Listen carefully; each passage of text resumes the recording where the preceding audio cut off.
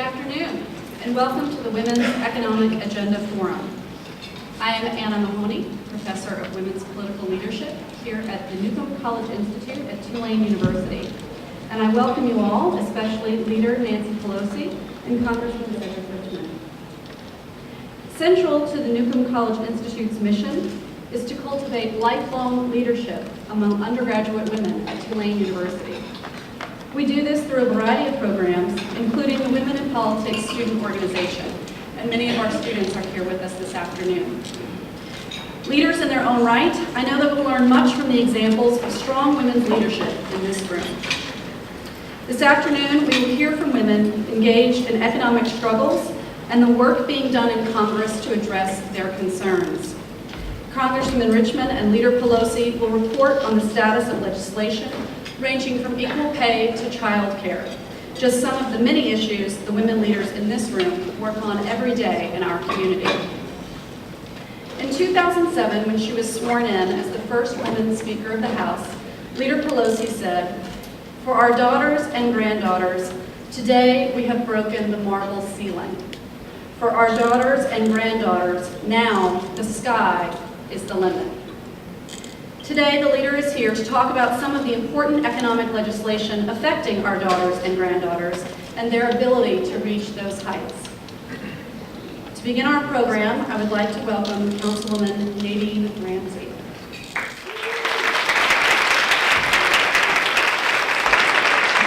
Good afternoon, everyone. How y'all doing? Can you all hear me okay? I'm so happy to be here today as we celebrate what I like to think of as women and economics. And last week, President Obama was speaking, and he said that we can judge a country by looking at how it treats women, that we cannot separate women and economics. So last year, in recognition of the 165th anniversary of the Seneca Falls Convention, the first women's rights convention in United States history, the House Democrats unveiled the initiative, When Women Succeed, America Succeeds, an economic agenda for women and families.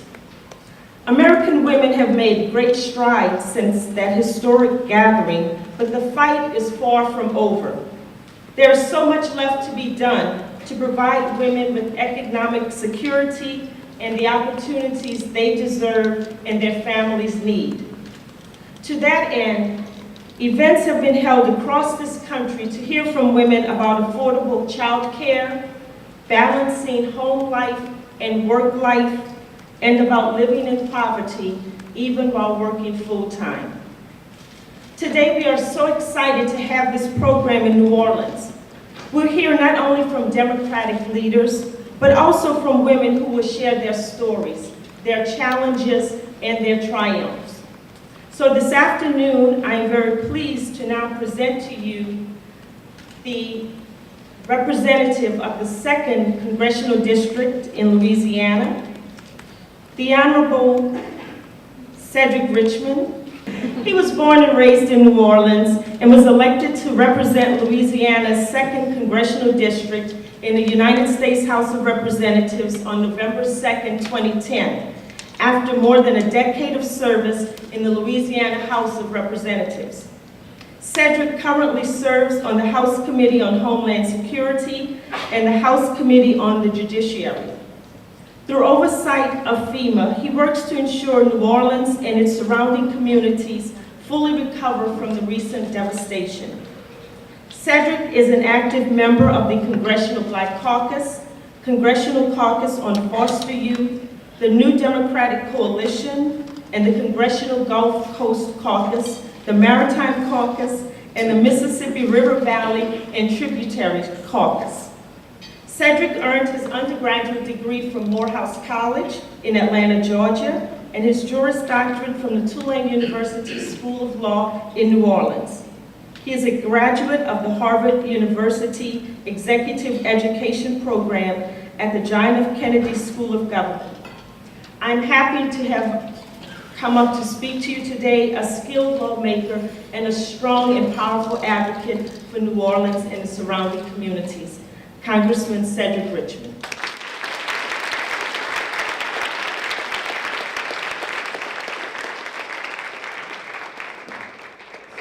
Thank you, Councilwoman. And I tell this joke a lot, and Councilwoman, maybe we'll see how good you do when you introduce the leader and former speaker. But you can tell how important a person is by how long their introduction is. So I have a long introduction. It's because I'm just not that important yet. I'm working there, and it's getting shorter and shorter. But you notice they don't say, ladies and gentlemen, I want to introduce to you a kid with big ears who grew up in Hawaii, who was a state senator in Chicago, then became a U.S. senator. They just say, ladies and gentlemen, the President of the United States, Barack Obama. One sentence. So I am working to get to the point where I can have a one-sentence introduction. And since I'm not introducing the leader, I would just tell you that her introduction is almost the same. Ladies and gentlemen, the first female speaker of the House of Representatives who represents the lovely city, almost a sister city like New Orleans, San Francisco, Leader Pelosi. So let me just thank you, Nadine, for the introduction, and I want to thank Dr. Anna Mahoney, who has been just wonderful in this partnership with us and everything else.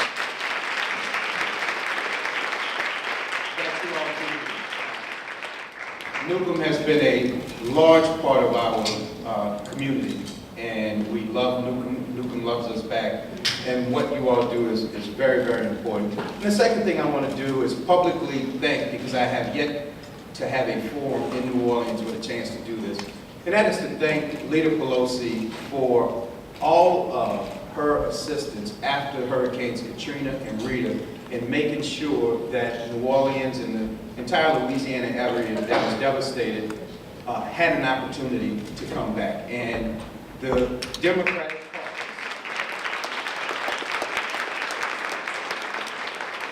and the House of Representatives made sure that this was a topic and this was an issue that they were going to see that we received everything we needed. I remember her appointing Congressman James Clyburn to lead the committee that would oversee if FEMA and all the governmental agencies was doing their part. And because of that, something historic happened. The federal government, for the first time, put $14.5 billion into the Corps Engineers bank account and said, you have the money. Go build the best of what you can build to protect Louisiana and the Gulf Coast, and we expect you to do it quickly. Go get it done, and that is because of the Democrats, and that is because of then Speaker Nancy Pelosi. So, Madam Speaker, let me just publicly thank you for that. Now, let me thank you all for joining us here today, and there's one other person I have to recognize because I'm not crazy, and that is my mother. Mom, will you stand up?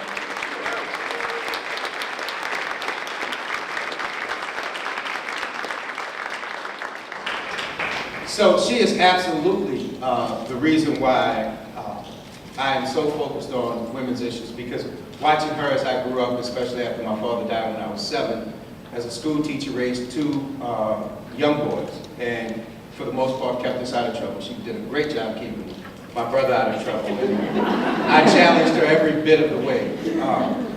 But watching what she did as a mother for my brother and I, it's just what every woman in the country today is doing, trying to raise their families. And so when you think about any woman who's the breadwinner of the family, earning, especially in Louisiana, almost a third less of what a man makes for doing the same job, not only is it disrespectful, not only is it wrong, moral, sinful, all of those things, but it hurts the children too. I mean, it's the family that suffers because we still can't get it right. And we're still working in Congress to try to do it. The first bill the President signed was the Living Ledbetter Act. We are still fighting for paycheck fairness, equal pay for equal work, all of those things, because it's an economic issue that not only degrades women, but it hurts the family, and it's the wrong thing to do. What we don't do in Congress enough is talk about the simple things, which is we should help people because it's the right thing to do. When you talk about Head Start, that helps our young kids get a great start so that they can learn and achieve anything they want to do, it's because it's the right thing to do. when you talk about the domestic violence and you talk about the Violence Against Women Act and all of those things, it's the right thing to do. But we don't have enough of those conversations about purpose and what is behind it. So, and people hear me say this all the time, is that if you see somebody that's hungry, you try to get them some food. And who cares if you call it food stamps or supplemental nutrition? It doesn't matter what you call it. You try to get people some food. And if you see somebody that's homeless, you try to get them some housing. And if you see somebody that's sick, you try to get them to the doctor, you try to get them some health care. And who cares if they call it Obamacare? Because at the end of the day, the goal is to make somebody else's life better than it was before they bumped into you. And we take that very, very, very serious. So we will talk about things further. And when we talk about issues that affect women, there are a whole bunch of them. But then there are a whole bunch of issues that affect women that are not specific to women, but we have to still deal with, like the cost of college tuition. And the fact that student loan rates are going up when in a country like America, if education is so important, we should let students borrow money at the same rate that we let the banks borrow money. It's all an investment into the intellectual capacity of the country. So, I would just say, just in terms of dollars and cents, when I talk about the statistic in Louisiana where women make about 60-something% to every dollar that a man makes, that equates to about $10,800 a year for two people doing the same job, and you get paid less just because you're a woman. Those are the things we're working on, and as the conversation flushes out, we'll be able to talk more about it. But as a man, standing up here today, I would just feel a little different if I did not address the hottest topic of the day, and that is the NFL and their treatment of domestic violence. And I will just say that, and the commissioner keeps saying he got it wrong, but you got it dead wrong. And domestic violence in this country kills women. And this is an issue that we should talk about more so that people don't keep a stigma attached to it. We shouldn't keep victimizing the victims. We should stand up for it. And if you can suspend the Saints, coach, and players for a year for hitting other players with equipment on, then you certainly, and your quote was, ignorance is no defense. And I think that we should take the same stance with the NFL, and that is ignorance of the fact of what happened on, during, after the elevator. It doesn't matter. You are in the limelight, and we should always stand with our women because they are, in too many instances, the breadwinners of the family, the only person there raising our children. And if you're the greatest sports league in the world, then you should start by setting the example that there's some things in this country we won't tolerate. We asked the NFL to join with us in Congress in making sure that we stop domestic violence. And I would just challenge the NFL that you make $10 and $12 billion a year. Put your money where your mouth is, and let's see if you will fund some emergency shelters and some places that women can go when they feel that they need a safe haven. So, with that, I will turn it over because I know you all did not come to hear me. You all came to hear the first female speaker of the House of Representatives. She might have been the first female, but she was the best speaker of the House.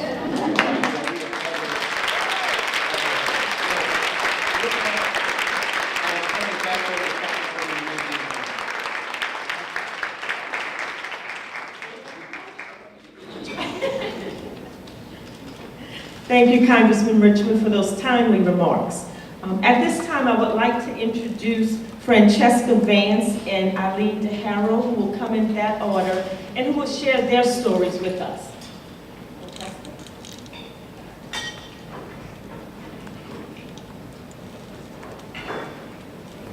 Good afternoon. As she said, my name is Francesca Vance. and this is my brief but very important to myself story. I work in the medical field, more specifically I'm a home health provider, excuse me. And as many of you may or may not know, pay is not great as a home health provider, but it's a service that's greatly needed among our seniors and our disabled citizens here in New Orleans. Most of the companies that offer home health provide absolutely no benefits. There is no vacation time, no sick time. And I found myself on the wrong end of that, working with no benefits. Found myself ill, frequent hospital stays, which resulted in extended periods of not working, which also resulted in not being paid. As a result of those hospital stays, I was diagnosed with uterine cancer. Ended up having a complete hysterectomy, which resulted in a very extended period without working, without being paid. Found myself unable to survive financially. Depended on family, friends. Ended up living with relatives while recuperating from surgery and simultaneously battling cancer. Well, upside to that story is I stand here today cancer-free.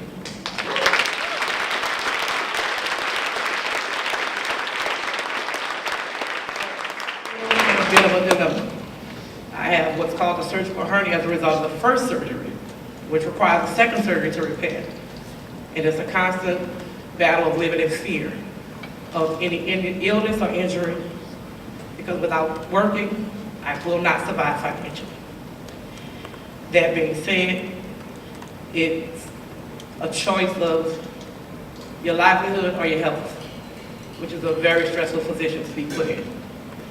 Now, if this can be changed, it's something that I would vote for today, tomorrow, and the day after as well. Most of the companies, as I said, provide no benefits.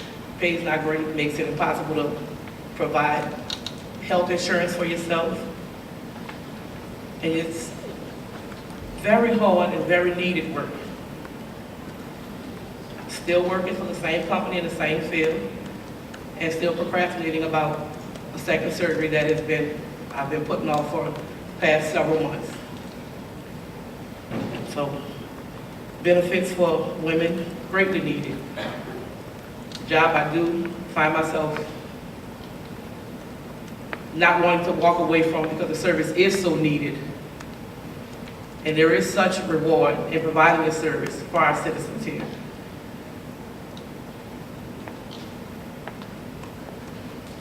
The company I work for is dependable in-home health care. There's many companies here in New Orleans that provide this service. Same story with every company, no benefits. Plenty of work, but no benefits. And without those benefits, there are a lot of women that I work with that are in the same position that I'm in. You have to work, therefore you have to choose between, as I said, your livelihood and your health. Very stressful, very hard position to be placed in. A tough choice to make. But women, lots more than myself, are making this choice every day. Thank you.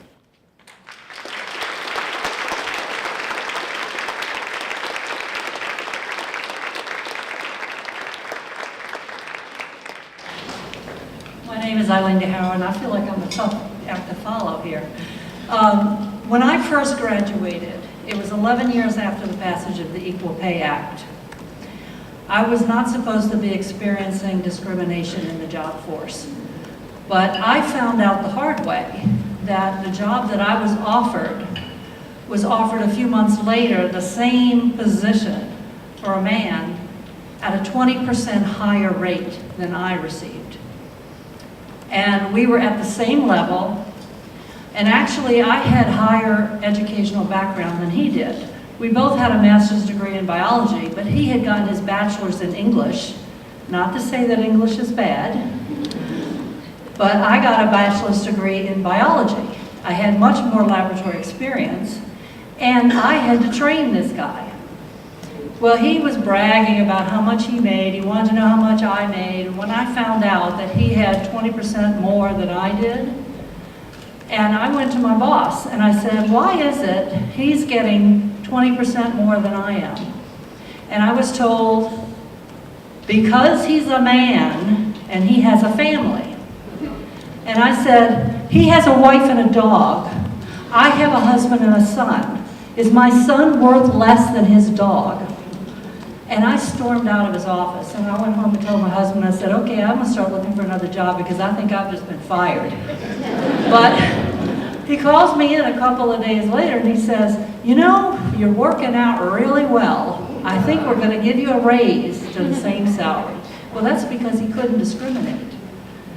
So years later, here I've been working. I'm no longer working there. I only worked 2.5 years there. And I have been I'm divorced, I've raised 3 children. In order to make ends meet, I have been having supplemental side jobs. Well, I found out when I went to Social Security that those jobs weren't putting in any Social Security. So here, I was supplementing my income, but those private part-time jobs were not helping. So my retirement benefits are not based on the true income that I was making along with those part-time jobs. And I started thinking that's a reason.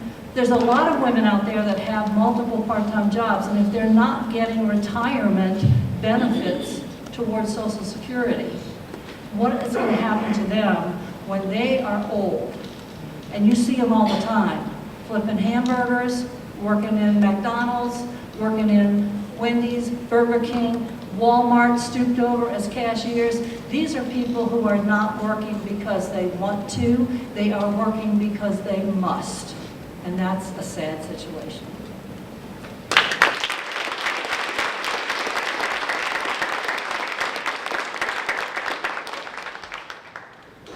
Francesca and Eileen, thank you so much for sharing your stories. Unfortunately, the stories that you share with us today are so common, and we certainly all can relate to that either in our own lives or in our lives of our family members, our sisters, our mothers. So thank you again. And it is now with great pleasure that I present to you all our speaker, our guest speaker for this afternoon. She is the Democratic leader of the House of Representatives in the 113th Congress.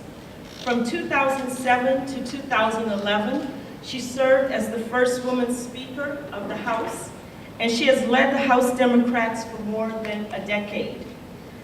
She has represented San Francisco, California's 12th congressional district for 27 years.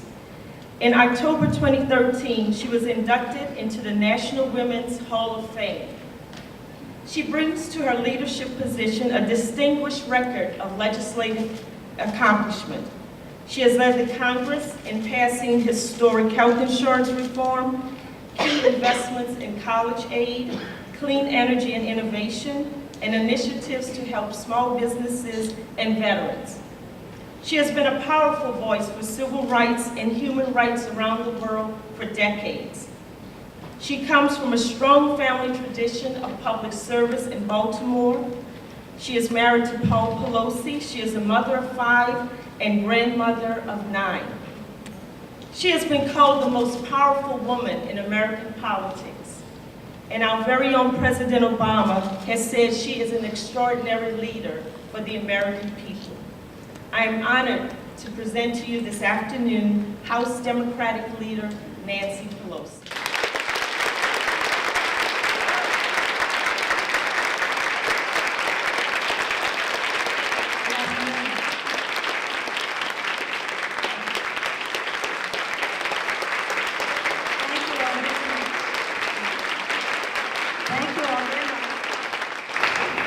Thank you for the very kind words of introduction, your very warm welcome. Thank you, Cedric, for your, Congressman Richmond, for your invitation to be here today, for your extraordinary leadership in the Congress of the United States. And I appreciate your mom being here, Maple Gaines, his wonderful mother, whom I had the pleasure of being with last year, just almost a year ago. We were together for the funeral of Congresswoman Lindy Boggs, a woman who served and her husband served this district for decades. I mention her because she has a connection to this Newcomb Institute, Usoki Newcomb College, which she attended, in Tulane, which she has been very much a part of. I also mention her because when my father was in Congress in the 40s, that's when I was born, so was Lindy's husband, and they bonded. Our families have been friends for a long time. And sadly, on Friday, I attended the funeral of her son, Tom Boggs Jr., Thomas Hale Boggs Jr., in Washington, D.C. He died very suddenly. And so the emotion that I have about coming here is one that goes back a long way. It has personal connections and a great deal of official appreciation for the leadership that you all have sent to the Congress of the United States. I want to thank Nadine Ramsey for her presiding here today and your warm words. Thank you, Councilwoman. Dr. Anna Mahoney, thank you for your leadership here and your hospitality. I also want to recognize Sally Kennedy, the Executive Director of the Newcomb College Institute, which this program is a part. Natalie Robotham, President of St. John's Parish, and so many of you, so many distinguished guests are here. But our stars today, as Cedric will agree, and I think you all recognize, are our witnesses. They bore witness to their personal experience and why we must change public policy to meet the needs of the American people, and why that is important to America's families, and why it is important to America's future. Francesca, with great generosity, told us a story of her challenges, which I want to address from a policy standpoint. And Eileen, I thank you for sharing your story about equal pay, but also for the leadership of AAUW, of which you are very much a part, a leader in one of the branches here, which has helped us put on nearly 100 such events around the country so that women can share their stories and elected officials can say what we want to do about it and how all of you can make a difference. Our theme, When Women Succeed, America Succeeds, is not just the title of our economic agenda. It is a statement of absolute fact. So when we talk about Francesca's challenges and what we do about it, we are strengthening America, not just helping her personally. When we talk about equal pay for equal work, as we have in Eileen's case, we're talking about what is the best thing that we can do for the American economy to promote the economic growth of America. The best thing we can do is to unleash the power of women in our economy so they can balance home and work challenges and opportunities that they have. So as I say, it's not just a title of our agenda, it's a statement of fact. When women succeed, America succeeds.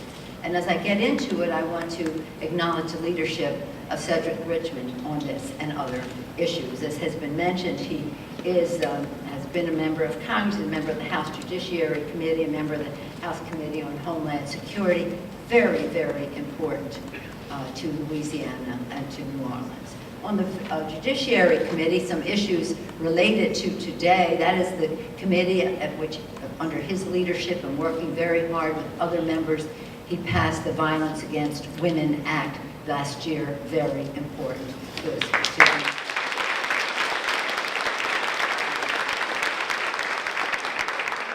He has also is the original sponsor of the Women's Small Business Ownership Act, the Protecting Domestic Violence and Stalking Victims Act, the Voting Rights Act, the Immigration Bill, you name it, anything about expanding opportunity, freedom, and protecting people. Cedric Richmond is there. Let me tell you one of the fights he had made on the Violence Against Women Act. It passed in the Senate in a bipartisan way, but they wouldn't bring it up in the House. The leadership in the House wouldn't bring it up. I don't mean to sound partisan in this, but it shows you the difference between the parties. And I really don't, because, well, you'll see.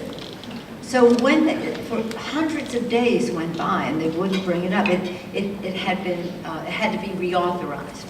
This past Saturday, not yesterday, but a week ago, we had observed the 20th anniversary of the original passage of the bill. When it was passed, it was revolutionary. Joe Biden was our champion as chairman of the Judiciary Committee, and he deserves a great deal of credit for that. And it passed in the Senate. So in the House, they wouldn't bring it up. And they said when they brought it up, and Cedric was a big fighter against this, when they brought it up, they want to bring it up, say no violence against women unless you're protected, unless you happen to be a Native American woman, an immigrant woman, or an LGBT community. What? What? But that was their bill, right, Cedric? And Cedric was such a strong messenger to say, this is unworthy of our country. Unworthy of our country. And so they brought up the bill that passed the Senate, and that was bipartisan. And we all voted for that. 135 of them voted against it, and they all piled onto this other bill. But we had enough bill, thanks to Cedric's leadership, to pass the Violence Against Women Act. So for these and so many other reasons, I know you're very proud of him. I want you to know the respect he commands in the Congress of the United States. And when we talk about what we want to do for our country to jumpstart the middle class, one of the important parts of it is to build the infrastructure of America. And Cedric is right there saying, you build the infrastructure, you must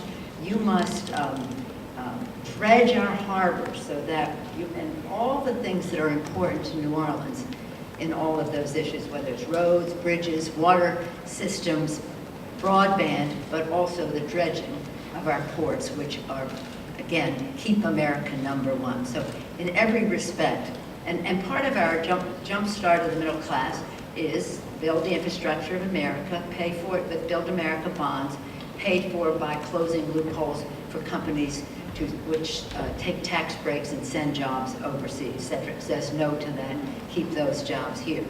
Number 2 in it is, just as was mentioned before, as Cedric mentioned, and he's worked hard on this, stop having kids have to pay these enormous interest rates on student loans.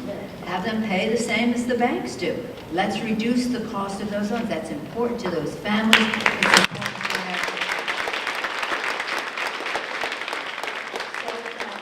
job creation, stop the exploitation of students in terms of these loans on interest on student loans. And the third part of our middle class jumpstart is when women succeed, America succeeds.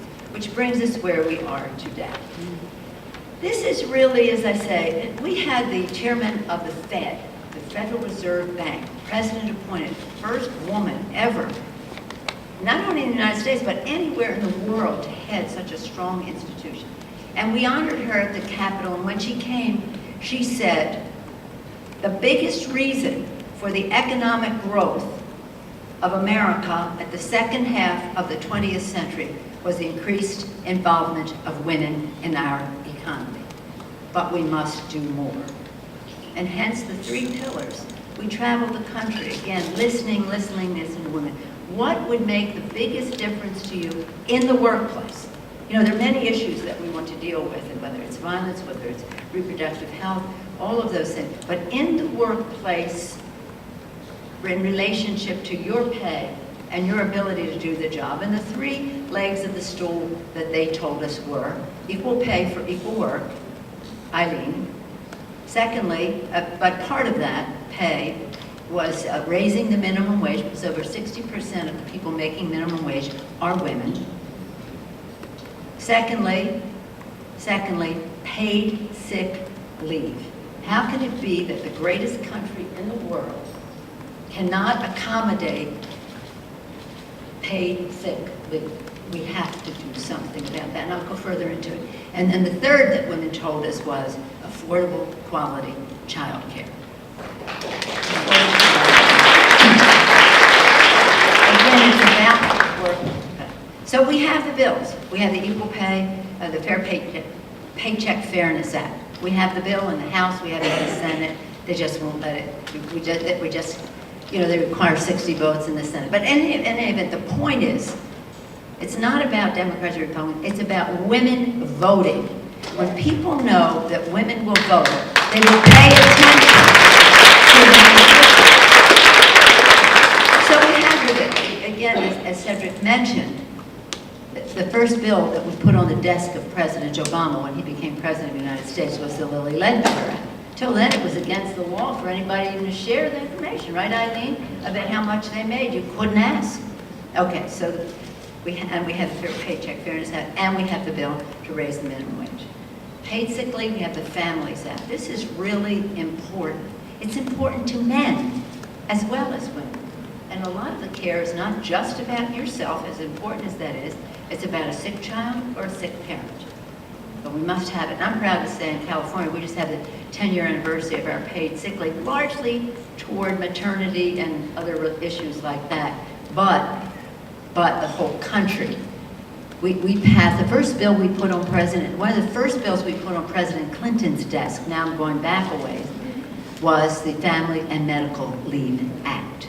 Something he was very proud to sign, something we had been fighting for a while, but we didn't have a president to sign it. It's fabulous. Over 100 million times families have taken the opportunity to use it, but it isn't paid in many cases. So many more families could use it many more times. It needs to be paid. It's just a decision that Congress has to make, and we have to have people understand that voters want this to happen. No matter what your party is, we want you to understand that. And again, the third part, I do think that the child care issue is something that we're going to have a crusade on, just as we did with the Affordable Care Act. Under the Affordable Care Act, no longer being a woman is a pre-existing medical condition. No limits, no preconditions, none of that. It made a big, and women were discriminating, paying much more for policies than men did. So now we dealt with that. We're dealing with the violence issue. We have to do much more. But on these issues that relate to paid leave, and child care, just think of what this will do for our economy. Now, I'm really disappointed, as was mentioned, one of our guests, Dominique Garner, was supposed to be here. But as it happens from time to time when we're going around the country, just the very people who have the stories about needing child care, etc., can't come to the meeting because they need child care. and Dominique can't, but I want to just take the opportunity to tell you two stories that address Dominique and especially Francesca's stories. As I've traveled, one of the places we were in New Haven, Connecticut for one of our Rosa Dolores, sort of the godmother of all of this.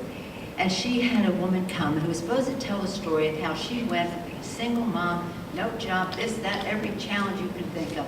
And she now had a job, and she was going to tell us her story about needing child care, needing some paid sick leave. So when she got up, she said, I'm not going to tell you my story. That was what I was invited to tell you. But I'm going to tell you the story that I see every day I'm on my job. I now have a job. I'm a school bus driver. And every day when I drive my bus, pull up to the curb, I know what's going to happen. I see a mother there with tears in her eyes. I know she's going to put a sick child on the bus because she has no paid sick leave. She can't stay home with that sick child. She couldn't even imagine taking time off because she can't afford it. And if she did too often, she wouldn't have a job anymore, right, Francesca? And she couldn't possibly afford child care. How could that be in the greatest country that ever existed in the history of the world? Their mom has to put a sick child on them. Not good for the child, not good for the other children. And it's all doable. We have the legislation. It works. It enables people to be productive employees because they don't have to worry about family and the rest. Well, we all worry about family, but you know what I mean, to the extent that you have that balance.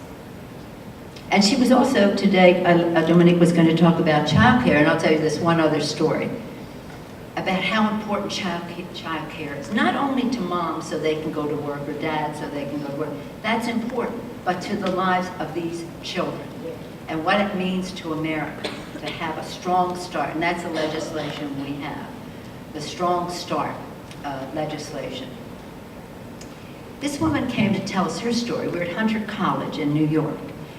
She came to tell us her story, and she said, she has 5 kids, English as a second language, single mom, every challenge you can imagine, right? 5 kids. And she said, I have this job and I got a promotion and I'm so confident now. But I realized when I was asked to speak to these hundreds of women at Hunter College, I was nervous. I didn't feel confident, so I said to my kids, will you listen to my speech? Will you listen to my speech the night before? She listens to the speech, and her little, at the end of the speech, her little 4-year-old child, she had any questions, any comments, the little 4-year-old child who's in Head Start raises her hand and says, Mom, I just have one question. Who said you could use my name in your speech? Now imagine, 4 years old, but think of Head Start, the self-confidence, the self-esteem, the confidence that that little girl had. And then we have to fight to strengthen all those initiatives from day one of birth of these children. Because the science tells us how important it is to the children, even if we weren't talking about what it means to moms being able to work. So for every reason, and it strengthens our economy, and that Head Start gives those kids a chance to excel in school and eliminate the disparity in education and taking advantage of educational opportunities that it does. So again, we have the Strong Start legislation, we have the equal pay legislation, we have the raising minimum wage legislation, we have the Families Act, which is about paid leave. And the work that Francesca does, think how important it is to the families. She's helping with elder care and home care in many ways, freeing up people to do what they do. And as one of my home care workers said at one of our events, these people should know how valuable I am to their lives, right? Aren't their parents worth my making more and being able to have sick leave and have strength in the work that we do? So I'm telling you, it's all there for the taking. We just have to make sure that decision makers understand how important this is and how we know that there are opportunities, and what we're finding across the country, that people are increasingly aware of it. But it is something that we have to work hard for. You so generously mentioned that I received the award Seneca Falls of the Hall of Fame, and that we, earlier than that, had launched our campaign on the steps of the Capitol on the 165th anniversary of the Seneca Falls Declaration of Sentiments, that all women and men are created equal. Well, what is important about that is it took 70 years for women to get the right to vote from that time. 70 years. When women got the right to vote, the headline said, "Women given the right to vote." Well, that didn't happen at all. Women fought, women marched, women starved, women were starved. It was a battle royal. Chained to fences, whether they chained themselves to fences or other people chained them to fences, whatever it was a fight to the finish to get the right to vote. And 20 or so years later, women did something revolutionary. They came out of the home and fought Rosie the Riveter to help build in the war effort. This was revolutionary. Women out of the house. That happened. And then it was a higher education of women, women in the professions, women starting business, women entrepreneurs, or women staying home as they chose. But the missing link in the evolution of women in the workplace was affordable, quality childcare. And that's something that is so big, is going to make such a big difference in the lives of those children. And we have the legislation to do that, and the Strong Start legislation. In fact, the president had even put forward very aggressively the universal pre-K, which goes down to 4 years old. We wanted to go down to 0, but nonetheless, they wouldn't have accepted to that point. So again, if they know that your vote is predicated on how all of this affects women, it all affects America, as I've said. It's not just about us. It's about how our economy grows. And other countries see it. The Prime Minister of Japan said he was going to turn his economy around because he was going to unleash the power of women in their economy. And he put forth a very robust child care initiative. This is all this year. And he just appointed his cabinet, 50% women, 50% men. But the child care piece was the really important thing. It is one thing for a woman to be Speaker of the House. I've considered it my responsibility to use that position to pass legislation that helped other women, because that's really what is important. We all stand on the shoulders of our suffragettes, on the shoulders of Lindy Boggs, and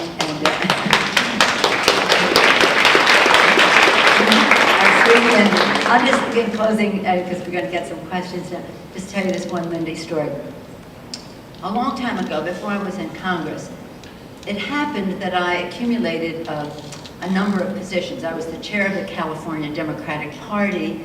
Mind you, I didn't really take responsibility in terms of running for office, or, I mean, everything I did was as a volunteer until my children got older. And actually, when I ran for Congress, my youngest child, was going to be a senior in high school. And so I see some college students here, and what a beautiful sight you are, you, the future. So I went to her and I said, Alexandra, Mommy has the opportunity to run for Congress. It was a sudden thing. It was a very sudden thing that happened. A congressperson passed away. She endorsed me on her death. It was a very dramatic thing, all that. I never wanted to run for office. I always considered myself very shy. I loved being chairman of the party because I could advance other people. But I told her I would consider it, but I can't consider it unless I know what you think about it. It would mean I would be away from home 3 days a week. Of course, Daddy would still be there and all that. But I said, I love my life. I never had any interest in running for office, none. But I've been asked to run. I may not win, I'm just running. But if you don't want me to, I'll be happy to stay home with you. I was a stay-at-home mom. Volunteering a lot on the outside, but I stayed home. So she looked at me and she said, and it was all the sincerity that I brought to this, almost tearfully, saying, you're in charge, Alexandra. And she said, Mother. Now I knew I was in trouble right now. Mother, get a life. What 13-year-old girl would not want her mother away half the week? but I had never heard the expression "get a life," but nonetheless, I did. Then I went to Washington, and 3 of my kids were at Georgetown, and I said, "Oh, this is so great! We can all move in together." They said, "Mother." You're in college, we're in college, you're in Congress, why don't you just forget we're in the same city? And then they also added, how would you have liked your mother to move in with you when you were in college? In any event, I tell you that because, see, I was chair of the California Democratic Party. Then we and as such, I was given the responsibility to be in charge of the delegate selection for the next convention. Okay, that was a long-term thing. And in the meantime, they said San Francisco should make a bid for the convention. So then I became chair of the host committee to make the bid for the convention. So Lindy Boggs came out to California as a member of the arrangements committee. They were going to select the city that would have the convention. And she said, how are you, darling? How are you? And I said, well, Lindy, you know, I feel very much, I'm chair of the party, I'm chair of the host committee, I'm chair of the delegate selection committee. I think I should give one of those opportunities up because I have so much recognition. She said, this most ladylike person any of us will ever meet. Darling, no man would ever say that. No man would ever say that. To which she said, know thy power and use it. So when I wrote my book about this, that, and the other thing, I changed it to know your power because, you know, Linda, she's way up here, she can talk that way. Know your power. But that's my message to you, Lindy's message. Know your power. Take inventory of who you are, what you want to do. Follow your passion.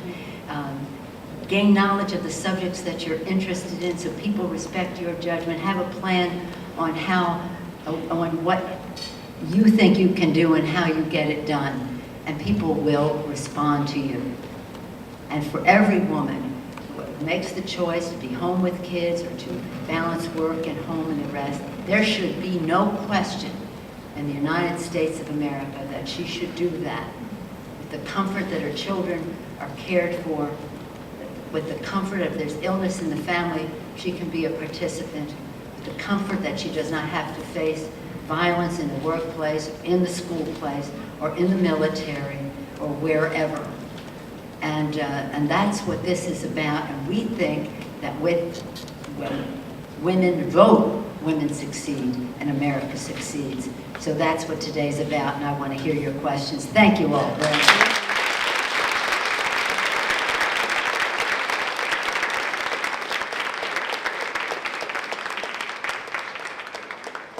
Thank you for that wonderful message. I'm sure you all enjoyed it. And particularly to the college students that are with us today, I hope that you will heed the message and begin now picking up the bits and pieces and understanding the power that women have when we vote. So now we've had a wonderful program. We've heard remarks from our Democratic leaders, and now we'd like to hear from you. So we will open it up now for question and answers. And I believe we have someone in the audience with a microphone. Yes. You represent one of the most technical economies in the nation, and you mentioned asking women about what to change in the workplace.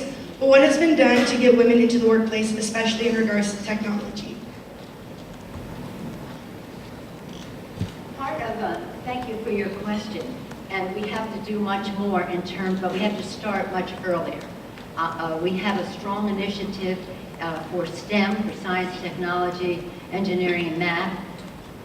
I think you would understand in New Orleans that in San Francisco we call it STEAM, science, technology, engineering, arts, and math, because they really are all connected. And that's really how we have to start. In our community, you know, technology abounds, and there's a great debate going on about how more positions of responsibility and management, as well as boards of directors and the rest. But the veil has been pulled back. The numbers are obvious, and people know, the leaders of the industry know that they have to do much more. And I was very pleased that but I wasn't completely pleased that the Oracle chairman, CEO, when he stepped aside, Safra Katz, he made CEO, but he made a co-CEO. And I was like, what's that? But in any event, that's a big deal of a job. It's a multi-billion dollar company. She's incredibly talented. And Melissa Mayer at Google and Sheryl Steinberg at Facebook, not the CEO, but right up there, maybe number 2. But much more has to be done. But the fact is, we have to have women coming in from those fields in bigger numbers, writing code earlier on. I believe there are enough women out there to fill many of these places as it is. But nonetheless, we want the pipeline to be full. I live with this in our area, so thank you for your concern about it.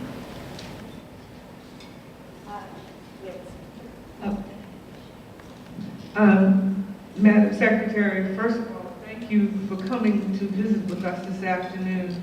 I'm sure everybody has found your message to be informative and encouraging. I've gotten to the point now that I have to write notes to remember what I want to say before I speak. So bear with me, if you will. We live in a state where fair wages and improved access to medical care seems to have been placed on the back burner. We need Congress to support our efforts in the next election at the state level to get those people into the state government who will accept the Medicaid funds that the current administration turned away. If our governor had accepted Medicaid funds as was offered from the federal government, Francesca would work for a company that would earn more money, thereby being able to pay her more money and also to give her the opportunity to have the health care benefits she so desperately needs. There's a disconnect between the will of Congress and the will of the state of Louisiana. And as Democratic women, we have to work in this next election to ensure that we elect those people who will best serve our interests. We also live in a state where our governor has decided to gut the Head Start program, therefore abolishing pre-K, and I'm sure Cedric is telling you who I am and why I say what I say. I'll make it easy for you. My name is Luella Gibbons. I am formerly the Secretary Treasurer of the Louisiana State Board of Elementary and Secondary Education. We no longer have I forgot I'm a member of the Orleans Parish Executive Democratic Committee. We no longer have pre-K education in the state where we rank 49th in educational achievement in the United States for the, I've counted 20 years since educational reform began in the state. We would like to ask both of you and Congressman Richmond, who already supports our efforts, to join with us in the next cycle of elections and make sure that we are organized to get people in place who will support the progress being made nationally. And finally, to the students of Tulane, I would like to ask you to please register to vote here in the state of Louisiana.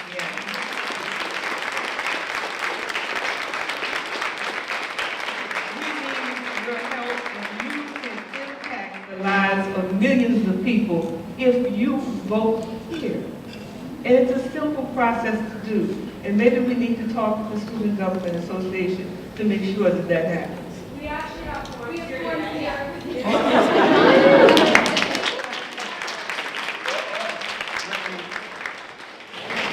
Let me address the first part of the question, and I think that it's important to talk about it, and that is what we call the gender gap. And this short definition of it is 252,000 people in the state of Louisiana that wake up every day, go to work to provide for a family, but still can't afford health insurance, which is why we increased in Congress the earnings level so that they could qualify for Medicaid. And by not accepting the Medicaid money from the federal government, we left 252,000 people that go to work every day without health insurance. And let's get back to where I started, which is at the end of the day, we still have to do what's right. And that's 252,000 people who we have just put their lives at risk, who may not get their cancer detected early because they don't have the money to go get early screening. So at the end of the day, we have put people's lives at risk. And economically, we're giving up. The economic impact of accepting it over 10 years is $16 billion to Louisiana. And the part that just defies common sense is the fact that we've sent the money to the federal government anyway. So that means somebody else is using our money that would come back to us. And we, the federal government, will pick up 97% of those costs over the first couple of years, and then at the end of a long term, the federal government would pick up 10%, the state would pick up 10%. And at some point, you can judge people by how they treat children, our seniors, and our sick. And that's one thing that is costing Louisiana dearly. We're running $1 billion deficit every year. And I would just encourage the students to encourage more people, and especially our women, to get involved, have a louder voice. Because I introduced the Equal Pay Act in Louisiana every year, almost every year that I was in the state legislature. and we could never get it through. And that's because you have to create an environment in which people do it. And I'll say that for my closing. We'll get more questions. My name is Michelle Ehrenberg. I'm the Louisiana State Policy Advocacy Chair for the National Council of Jewish Women. I apologize for my casual attire, but I was actually doing voter registration drive today, kind of rushed over here. I had the privilege of being at our national convention when we honored you and your daughter Alexandra with the National Council of Jewish Women. And this is more of a comment and a call to action. Speaker Pelosi, you mentioned that we need a movement toward affordable childcare for working women. I'm the mother of a 2.5-year-old. I am privileged to have a flexible job where I have paid sick leave, I have personal leave, but I know a lot of women my age are really, really struggling with this.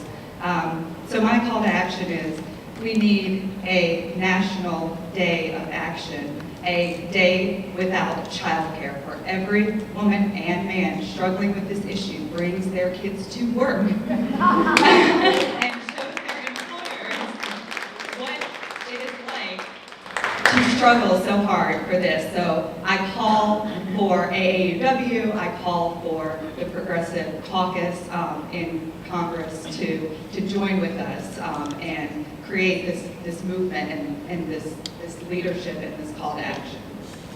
Well, I thank you. I thank you. But we had a good time that day in Dallas. They were actually honoring my daughter, and they invited me to be there when they honored her. She's a filmmaker, and she's a personality and a mom of 2 little children. And so there's so many people in our country who are affected. And you think, if there's so many people who are affected, why isn't the policy meeting the needs of the people? Whose interests are served? Well, what they tell us in Congress is, oh, it's going to lose jobs if you raise the minimum wage. No, not at the rate that we're talking about raising it to.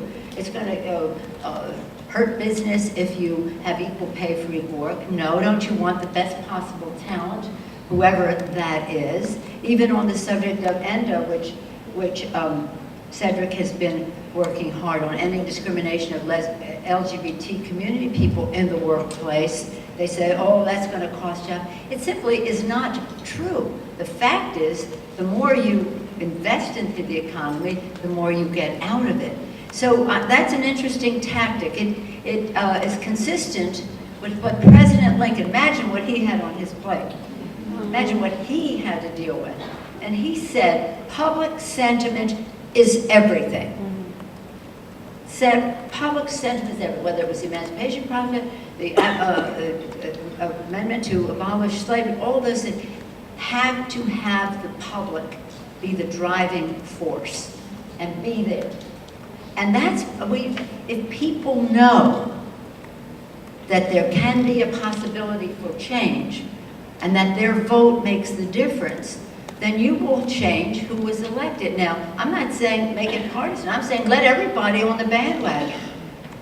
Let all parties, representatives of all parties understand this is the reason, this is dispositive of our vote. This is why we will vote one way or another. So if it's a day of bringing all the children to work, or if it's a day of staying home with your children, and then don't feel that effect because you don't have child care, whatever works, we should put our heads together. You know, it was on President Nixon's desk in the 70s. It passed. And certain ultra-right-wing people said this was a cultural thing, that it was like the Soviet Union or something, other people taking care of people's children, all the rest of that. And it completely was wrong. But that was 40 years ago. It passed then in the House and in the Senate, went to the president's desk. But the right wing, the conservative movement at the time, talked him out of signing it, so he vetoed the bill. It's so long overdue.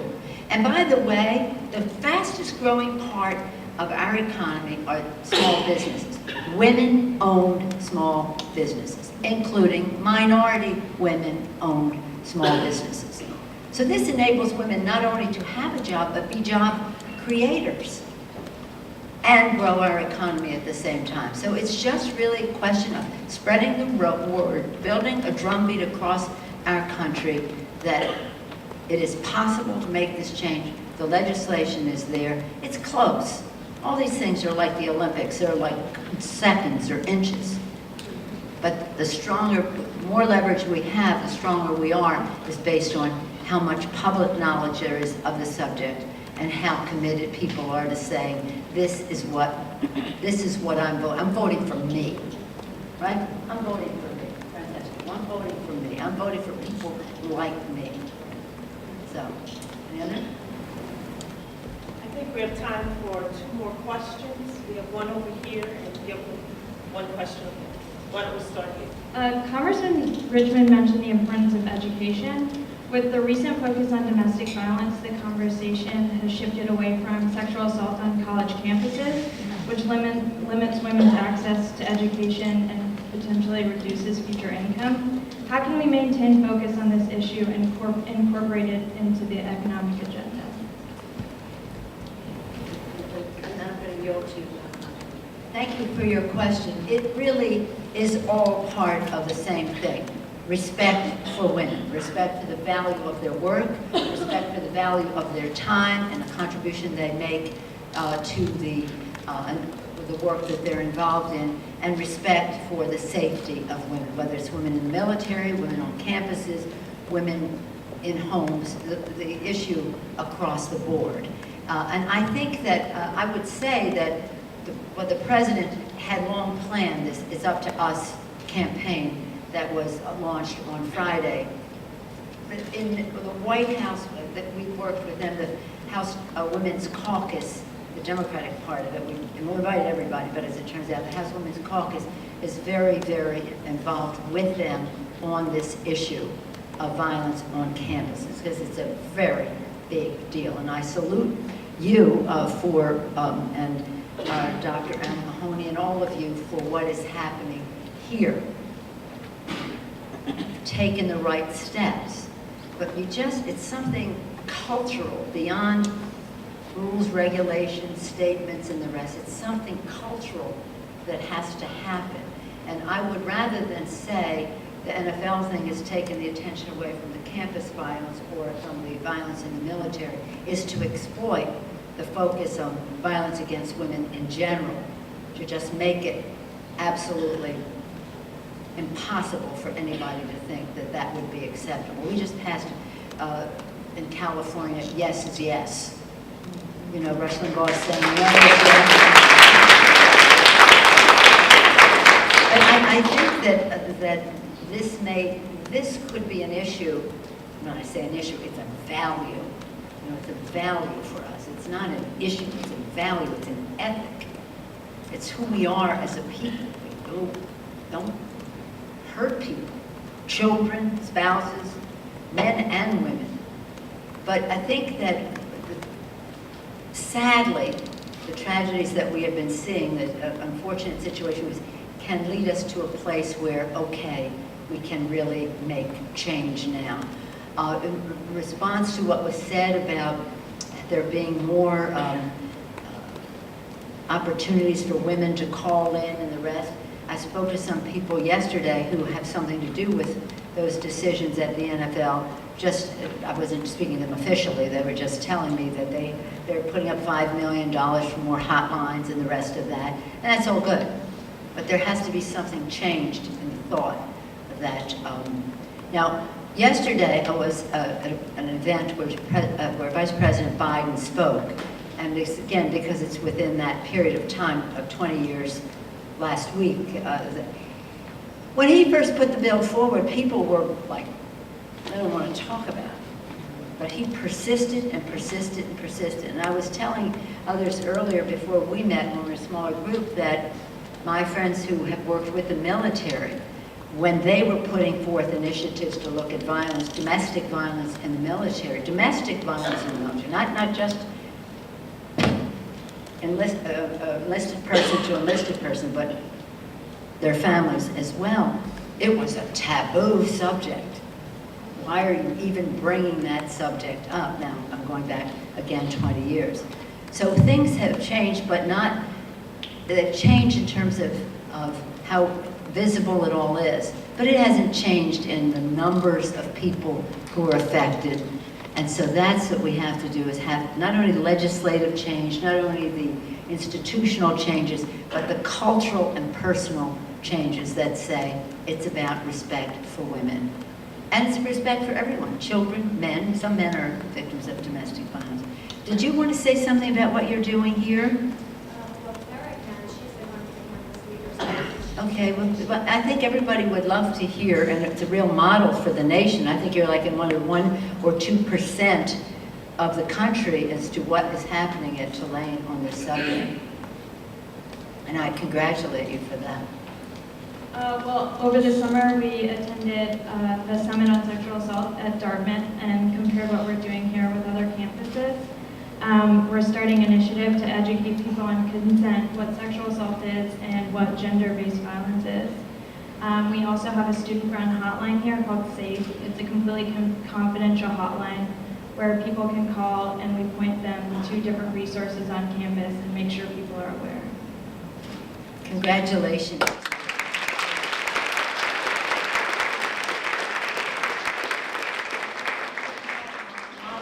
Country.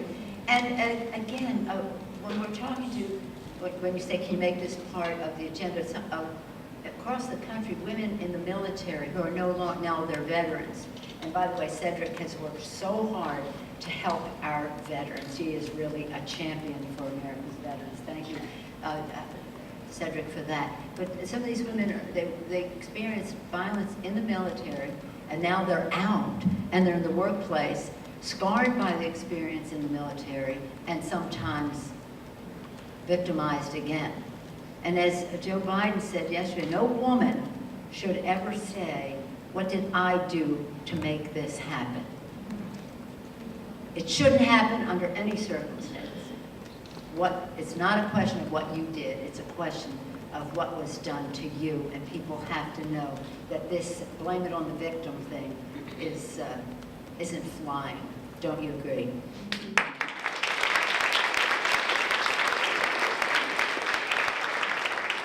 Good afternoon, my name is Sylvia. I greatly identified with Francesca's story. I too came out of home care, and in 2008, I was about 10 days before the election, the presidential election, I was being inundated with political emails from my employer telling me who to vote for.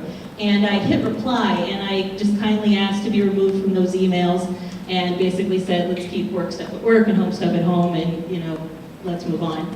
And within 24 hours, I was terminated and escorted out of the building. And my question is, given the recent Supreme Court ruling in Harris v. Quinn, how can home care workers like Francesca and myself protect ourselves and move forward in advocating for more pay and benefits and workplace protections? The Supreme Court decision was very, very disappointing. Yet again, another one.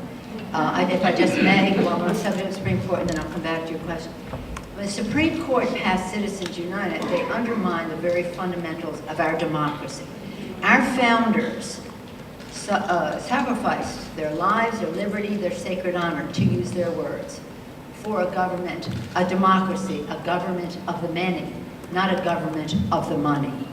And that Supreme Court decision was so ill-founded, so harmful to our democracy, because undisclosed, secret, special interest money coming from God knows, only knows where, has deluged the system. And one of the things that it has done is to turn people off to politics at all. They just keep advertising about how nothing gets done, and blah, blah, blah, blah, blah, blah, blah, against the president and any initiative that he has. And so people throw up their arms and say, nobody's doing anything for me. Why should I even vote? No, people are doing things for you. And they do a couple of things. They campaign against what we're doing, but they also confuse so that people don't know what is at stake and what can be different. So, but I bring it up because I promise you, I guarantee you, absolutely, You reduce the role of money in politics, you increase the level of civility in politics, and you will elect more women to public office at every level of government. And that's the most important. Women, minorities, and young people, the new American electorate, faster into positions of power, the most wholesome thing we can do for our country. I'm from San Francisco, so I have to say that. I'm always amused when they say San Francisco values. Usually that meant gay marriage, and now everybody's embracing it. So they're always trying to figure out a way that we can organize the home health care workers. And that works, and that would be something that I don't know if those opportunities exist in other places just yet. But that's the direction we would like to see, is to empower. And one of the most forceful incentives for the special interest in elections is to reduce the leverage of voters. That's what their money is all about. That's the Koch brothers and that's what their money is about, is to stop collective bargaining, organizing, and the rest of that. And if they do that, they own the store. Well, they own the store anyway, but they don't have to act in respect to their shareholders, their employees, their customers, and the community at large. They can just act for their shareholders. It's shareholder capitalism versus a stakeholder concept. And really, the job that is being done by home care workers is so essential to families in America, to those other people being able to go to their jobs, that we have to lift it all up and be in solidarity together. So that's really important to us, and it is important to us in the When Women Succeed, America Succeeds agenda. So, there's a question now? Oh, we're going to have closing remarks. So I'm going to yield to Cedric. I want to tell you how. But even a day, the Saints winning today, is that great? And they had the game nice and early so that we could be here and know the results of the game. That's so important. And it's a sense of community. And that's really what our country started out to be. When people wrote about America and its origins, they said that because we had civic organizations and a sense of community, America was a good country, and it was a great country because it was a good country. And our founders, they talked about, remember, life, liberty, and the pursuit of happiness. Imagine, they talked about happiness. These founders of the greatest country that ever existed, on a principle of equality, writing a constitution, a Declaration of Independence, all of that. Thank God they made it amenable so that we could see further down the line what that equality would be. But it's always been a fight. But as we honor their vision, as we honor the sacrifice of our men and women in uniform who fight for us to have the right to vote, and we honor the aspirations of our children and our families and what our country is about, we have to do things in a different way that are much more respectful of people, much more meeting their needs. And that's what our women's agenda is about. And so again, with the healthcare, the Affordable Care Act, whatever you want to call it, it was about life, a healthier life, the liberty to pursue your happiness, not to be job locked because you had a certain job that gave you health benefits, but that you could change jobs, you could start a business, you could be self-employed, you could be an artist, you could follow your aspirations, that liberty to pursue your happiness. So all that we're talking about is rooted in what our country is about, and that's about fairness and it's about opportunity. And that means for men and women, because we believe that is what our country is about. But we also believe that when women succeed, America succeeds. So when women vote, women succeed in America.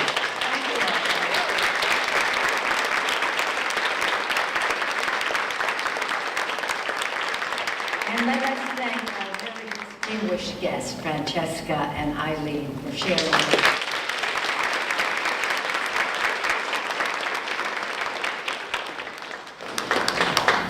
And now I'm pleased to yield back to your distinguished representative in the Congress of the United States, the great Cedric Richmond.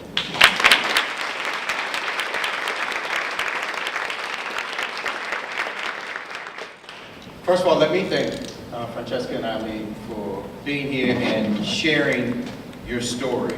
It gives us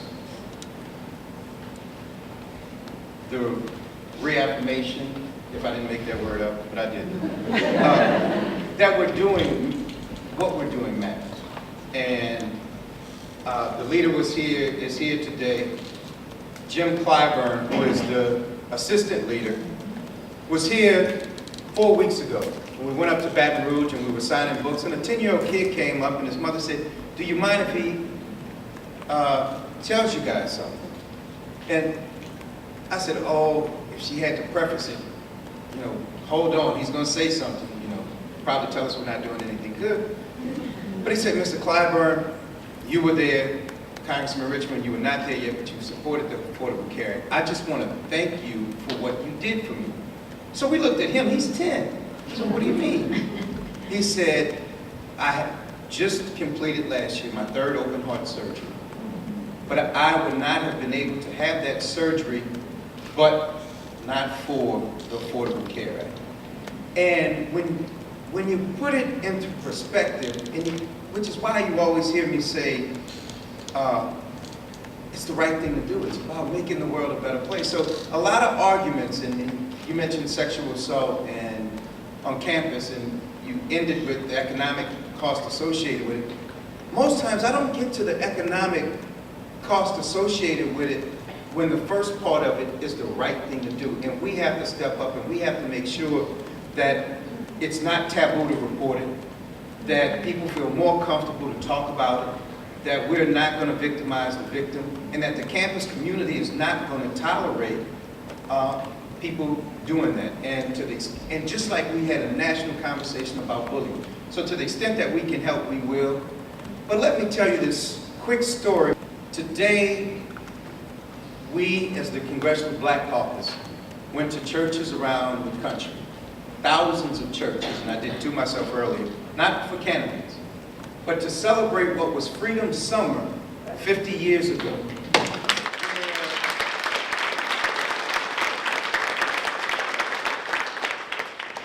Where people were fighting for the right to vote and at the same time encouraging the community to know their power, to get involved and do it. And in that fight, we lost many people. We lost Goodman, Cheney, and Swerner.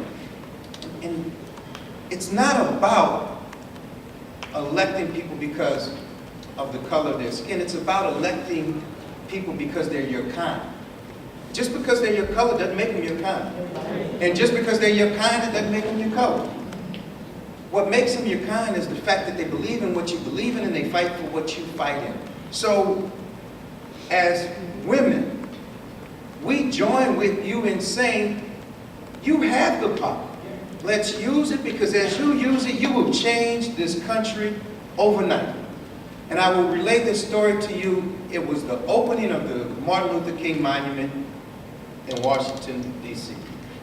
And I always, for some reason, gravitate to the older guys in the caucus because they're smarter and they're cool and they say smart things and I like it. So I found myself, and they always talk about history, and I just find that very fascinating. So on the bus, going to see the King Memorial, I found myself, and they're taping this, but I'm going to say it anyway. I found myself sitting on the back of the bus with John Lewis, Jim Clyburn, and we let Jesse Jackson tag a ride because he's not a member of Congress, but don't tell him that. So while we're on the back of the bus, the first thing I said is, "John, we walked to the back of the bus." He said, "Yeah, but we came by choice this time." So they told this story. They said, I think either Jesse leaned over to John or John leaned over to Jesse as we were pulling up. He said, "Do you remember being in the Oval Office in 1965? He said, "I do." He said, so they recounted this story. They went to see Lyndon Johnson, And they said, Lyndon Johnson, we need a Voting Rights Act. And he said, I can't pass one. So they went to giving him all the reasons why it was the right thing to do. And he said, I didn't say you weren't right. I'm saying I can't do it. I used up all my political capital and all my favors in order to pass the Civil Rights Act of 1964. And you all are back in 1965. I don't have any more favors. I don't have any more bridges. I don't have anything else to get this done.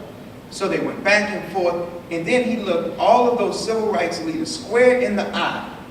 And he said, I need you all to do me a favor. And they said, what? He said, when you leave this room, you go out there and you make me pass a Voting Rights Act this year. So we have to create the environment that, and I'm asking you to make us do it. Make Congress deal with affordable child care. Make Congress deal with violence against women. Make Congress deal with the minimum wage. And by the way, the states that raise their minimum wage have faster job growth than the states that didn't. And that report came out 2 weeks ago. So use the power that you have to make sure that the issues that are important to you are dealt with. And I have some of the greatest partners, and I truly am blessed by the team I work with. I would say I have a senior senator who's a female, where when I have problems in DC with departments and stuff like that, all I have to say is, I'm going to call Mary Landry if you all can give me what I want.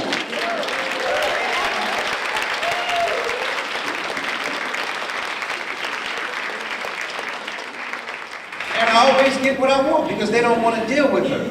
So, you know, so I've been paying attention to all the stuff on TV and all that good stuff, and the reporter asked me the other day, they said, well, Mary voted with the president 97% of the time. How often did you vote with him? I said, I don't know. He doesn't vote. He doesn't bring any bills to D.C. So I don't know if I'm voting with him or not, and I don't think anybody does. But we stand for the same thing, and I think that that is the right to life, liberty, and the pursuit of happiness, and making sure that it's a meaningful life. And let me again thank Leader Pelosi for being here. And I didn't publicly thank her, I think it was 2 years ago. I was on a CODEL and a congressional delegation trip in Afghanistan. In fact, I was there the night before our tremendous and courageous troops killed bin Laden. And the next day, the next morning, I get a call from the leader saying, Cedric, I know that you're in Afghanistan and you've flown halfway around the world and you're going to get back Monday and we have votes Monday night. But it's a short week, so we get out on Wednesday. I'm going to Iraq and to Israel. I know it's going to be tough on your body and all this stuff, but will you come? Like I said, you can't say no. So I took that trip, and we had a great trip in Iraq with our troops.